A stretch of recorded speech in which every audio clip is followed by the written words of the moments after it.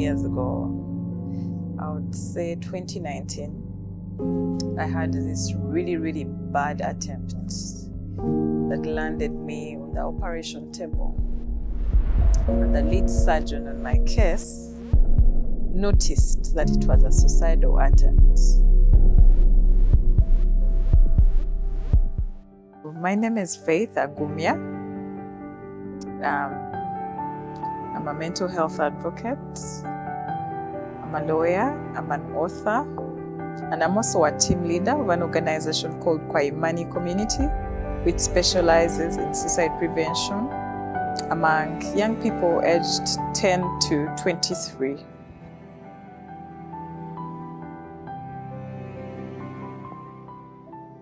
So, my dad was a community convener, I should say.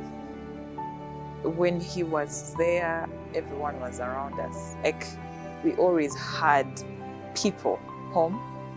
We always had functions to go to attend, to host. Like, it was always something. But then when he passed, all of a sudden we are on the outside. And now we are faced with the reality of, okay, now what happens next? And then the promises, then obviously some people started branding us, like you would go to them and immediately they'd be like, I know the person wants something, you know? I know this, like, we were kids, we were really young, we were young, and we needed safety, we needed to feel seen and heard, and we needed someone to look out for us, and we didn't have that. And that kind of made it hard for me to associate with other people, because I figured that for you to be seen, respected, and heard by others, you had to be someone. You had to do something, you know, because my dad were comfortable. You know, he was doing all sorts of things. He was in leadership in the country. He was, you know, out there.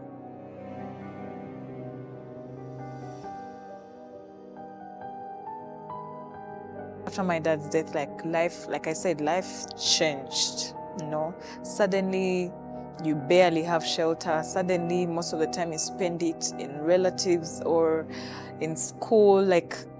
So the fact that we're all cast apart, all of us were leading individual lives most of the time. And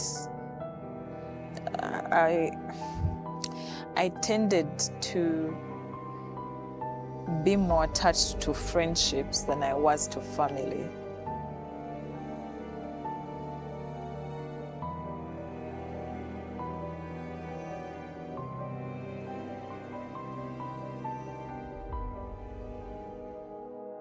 Self-harming and having suicidal ideations kind of made me realize that one, life is really short.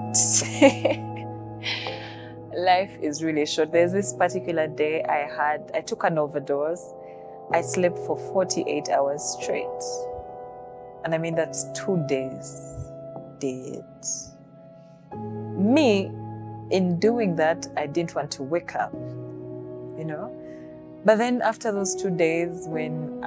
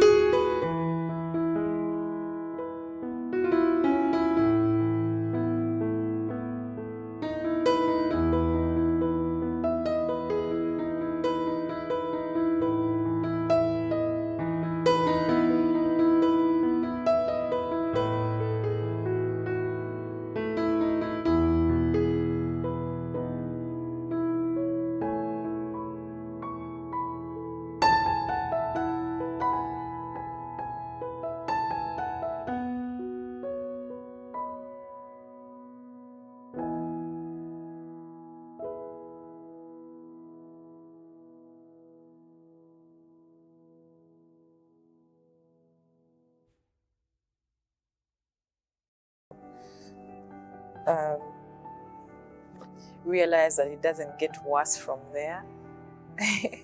It doesn't get worse from there. Like, I've done these things to myself and they didn't go through.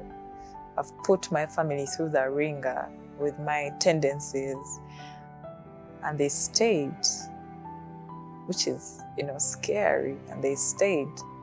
So it kind of helped me build that thing of there's nothing. It can't get any worse from that. Everything will always be, even when it comes and it's bad, you remember what kind of journey you've had and you'll be like, you've gone through all that. You can't break now. If you compile all that to go through in one day. So it helped me appreciate life more. It has helped, now that I'm on a purposeful journey, it has helped me appreciate life more and also have regard for the people in my life, a lot more. And also face it that, hey, like, things will always come, that there's always something better, there's always something bad or something that will happen, but you have to stay, you have to choose to stay.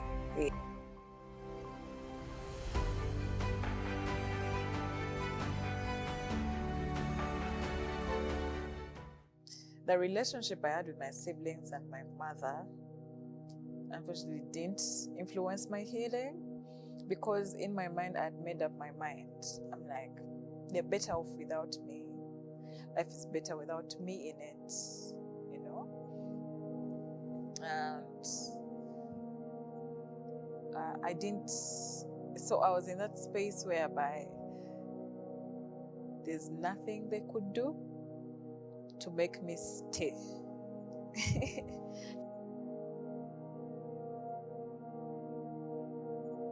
That we're all cast apart. All of us were leading individual lives most of the time. And I tended to be more attached to friendships than I was to family. So yeah, it was mostly my friends who unfortunately are the late right now that made me focus on healing, reminded me of what matters most then. But now I appreciate how far my family has come, and now I understand that they're also a big part of why I choose life every day. To help me seek help, to help me understand what exactly I was struggling with. That's when the healing process started. That's when it actually started. Because now I got to find out that, hey, this is a health issue. This is just not how I was, not how I am as Faith, because I thought it was my character flaw. Self-harming is a character flaw. Me having these thoughts, just who I am, eternal sadness, that's just who I am. I didn't know that there's something categorized to that I can maybe try to confront and work through and heal from. So that was the moment it began. Yeah, the purposeful healing process began then.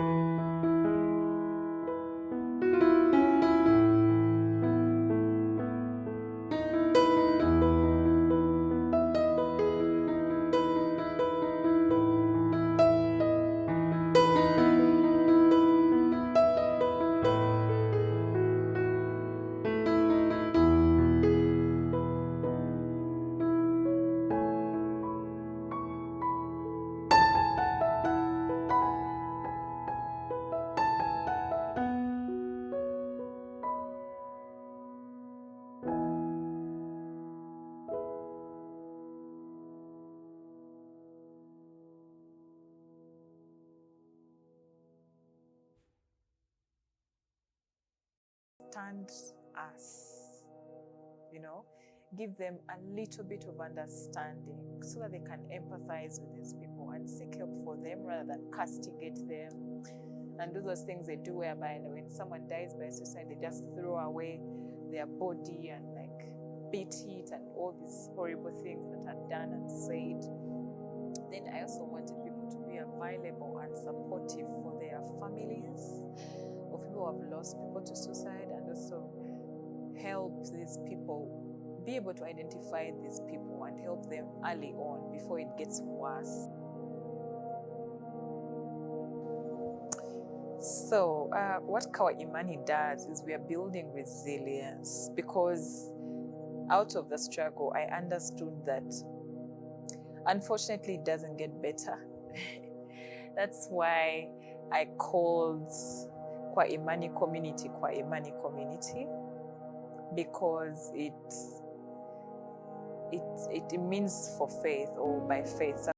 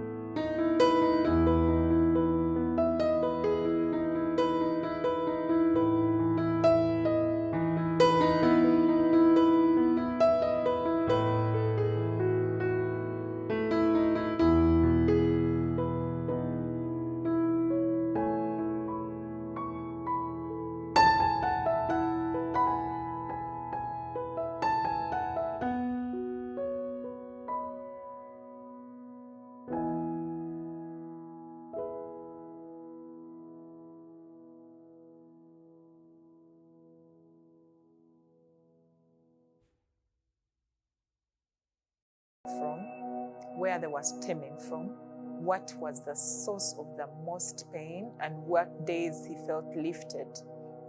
And we channeled him to focusing on the good days, on the days where he was feeling lifted, on the moments that were happy. We enhanced that and propelled those moments. And we found out it was beautiful, He noticed that in certain environments he thrived. Those are the environments we encouraged him to spend more time into. And those moments kind of built his strength. They built his resilience, that even when he was in these bad moments, he knows the sun is going to shine. I'm going to feel better this time. This is going to get better. And with the help of the therapist working hand in hand with them, it was so beautiful to see what kind of individual they had become. And now it's 4 years they don't self-harm, because now I got in contact with him before I launched the book. And when I launched the book, everything just came together, Yeah, so I'm now seeing him no longer self-harming. He's doing beautiful work. And it's good to see someone thrive, and yeah.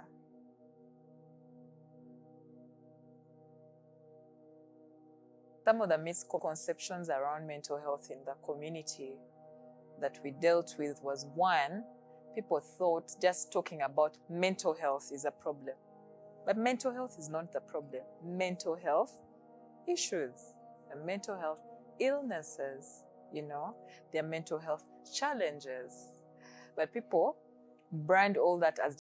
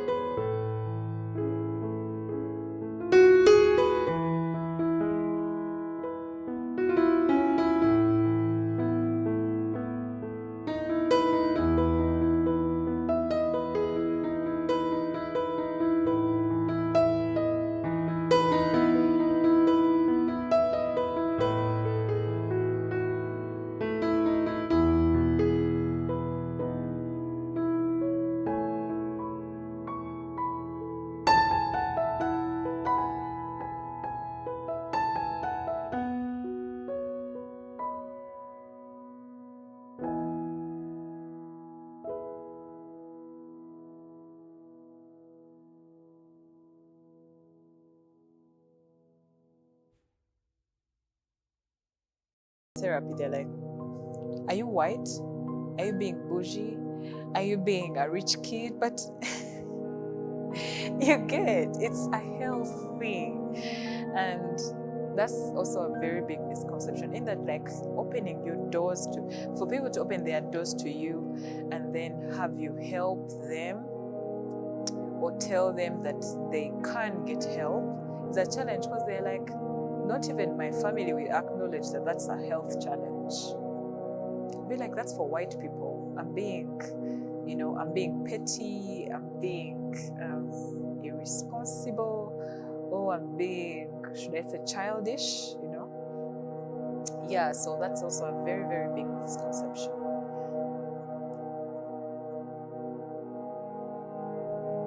How community can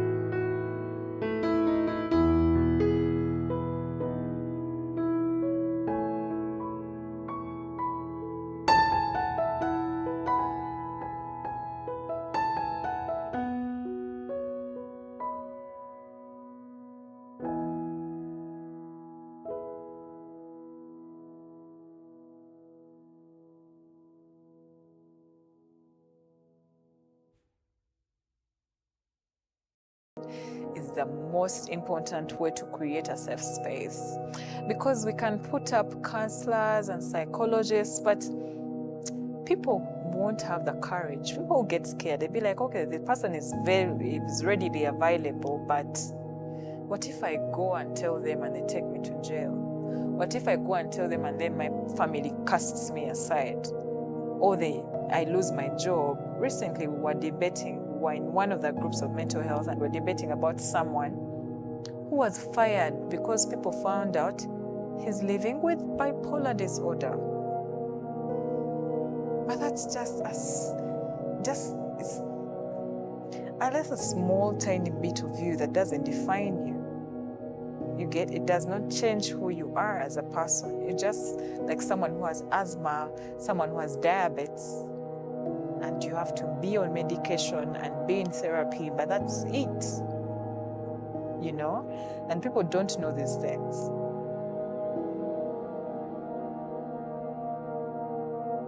Back in the day growing up, LC, local councils, they used to have these moments whereby they would pass around villages and then they would call the village people for sensitization.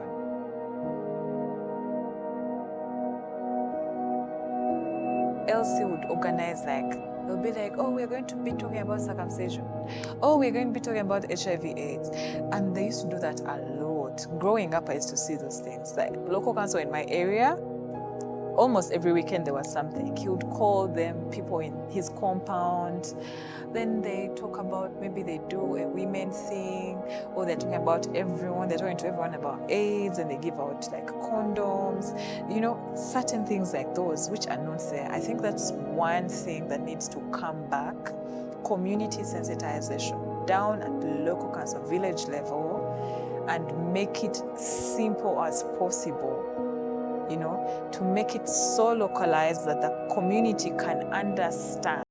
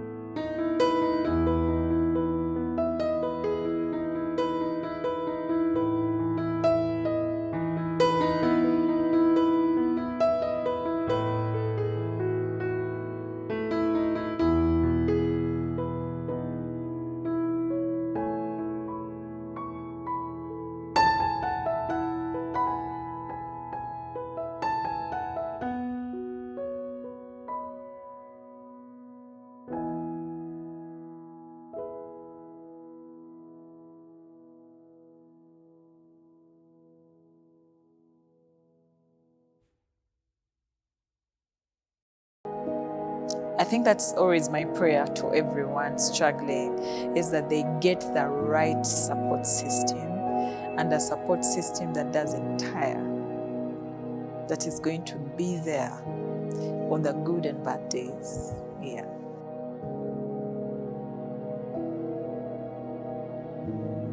The key lessons I've learned in this journey that I can share with others is, one, the power is in your hands.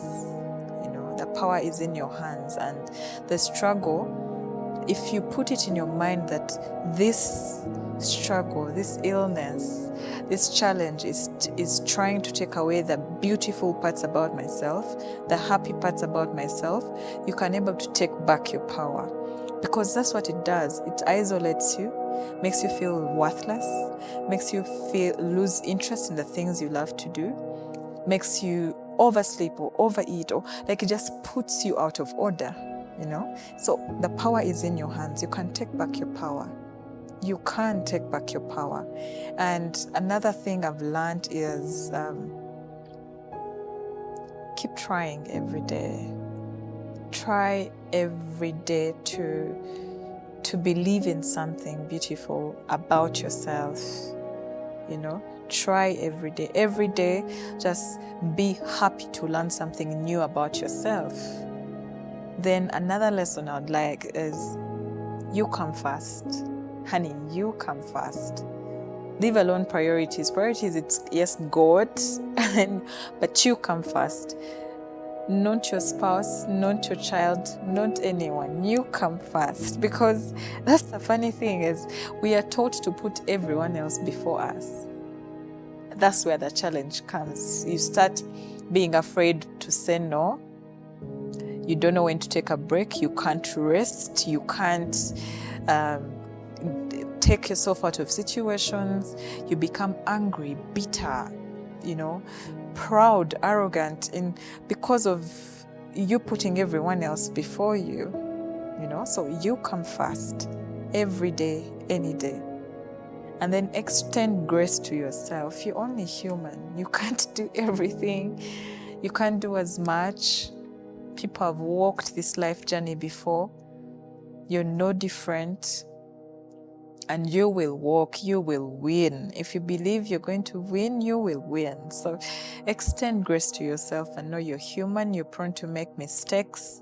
Things will always come in the way, but extend grace to yourself. Be patient and kind to yourself.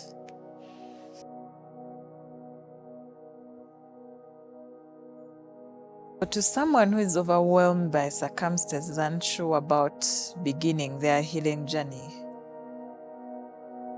I would say, first, I've been there. And then I would say very many people are going to come and tell you how to begin it. But listen to yourself first. Like I said previously, you come first. If you don't know how to begin your health journey, reach out. There are spaces for you. There are spaces that have been put up to help you understand these journeys. There's heart-to-heart chat, heart-to-heart spaces, there's safe spaces. There is, I'm only talking about the places I've, interacted with. There's Lisa Safe Haven. There is, there is Serene Minds. There is Ali Foundation, your Ally Foundation. There's Strong Minds. There are spaces that are there with people equipped on how to navigate this journey with you. And if you're not comfortable with those spaces, you can always reach out to me. I'm happy to help. You can reach out to Kwa Imani community. It will always be there at your disposal to help you understand how to, because the beginning is terrifying, and the beginning you surely need help. You can't do that on your own, So reach out, don't hold back. There are people like you and I out here that are willing to walk this journey with you, hold each other accountable, and remind you that you matter. We're planning an upcoming parents conference, because we noticed we are helping the students, but they go back to the same environment. And the parents need to know how to help, how they can be present, how to foster open dialogue and constructive dialogue. So we are organizing a parents conference in August, beginning of September, late August, around there. We shall communicate the dates. And then we also have the mental health youth camp in December. That I'm excited because we have a lot of things in store to share, but yes.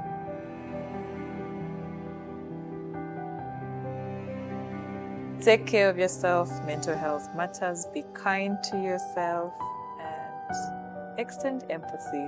Extend empathy. You don't have to always offer solutions. Sometimes you just want people to listen, and that's it. And give a hug or pray with us or, sympathize, but nothing much really.